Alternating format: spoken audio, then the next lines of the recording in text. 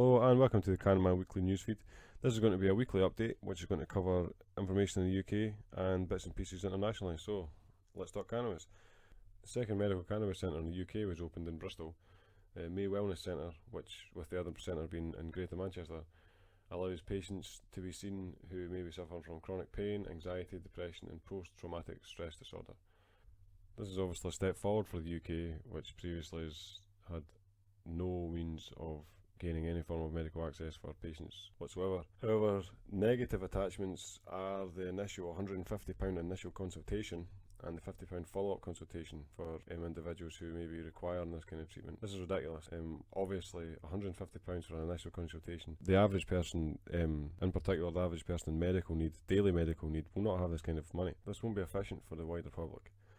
At this moment in time, it's estimated that 1.5 million people are using street cannabis to attend to their illnesses, diseases and medical conditions. This is a huge number to say the least, and is most likely not representative of the actual figure of individuals who require cannabis for therapeutic or medical relief. Another perceived one was seen this week with the acceptance of two cannabinoid-based medicines by NICE, the National Institute for Health and Care Excellence, which is essentially the regulatory watchdog for the NHS, who are a huge contributor towards delaying cannabis medicines and providing a narrative which isn't accurate for the potential of cannabis-based medicines. Often NICE are quoted as saying that cannabis hasn't shown the medical potential stated, and often the medical potential stated is overzealous in its marketing of the potential of cannabis. This is obviously non-accurate and doesn't represent the information which is gathered from the likes of Canada and America and many places in Europe as well, which has shown that cannabis has been highly effective for chronic pain, arthritis, fibromyalgia and migraines and numerous other difficult to treat medical conditions. However, the two medicines that have been accepted are Epidiolex, which is a CBD based medicine used to treat two forms of epilepsy, and Sativex, which is THC and CBD, and is used to treat muscle stiffness and spasms associated with multiple sclerosis.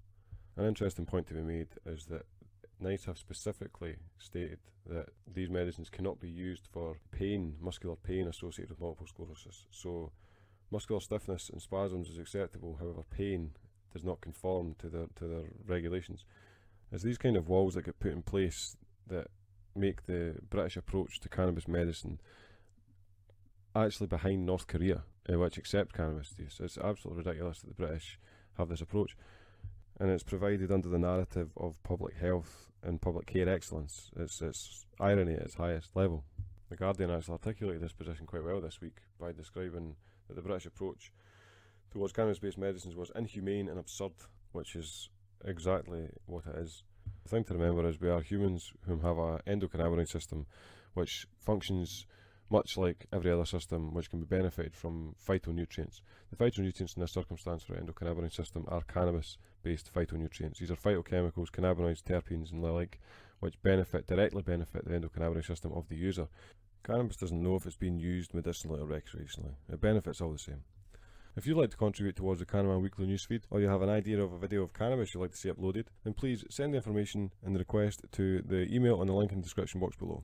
I'll see you next time.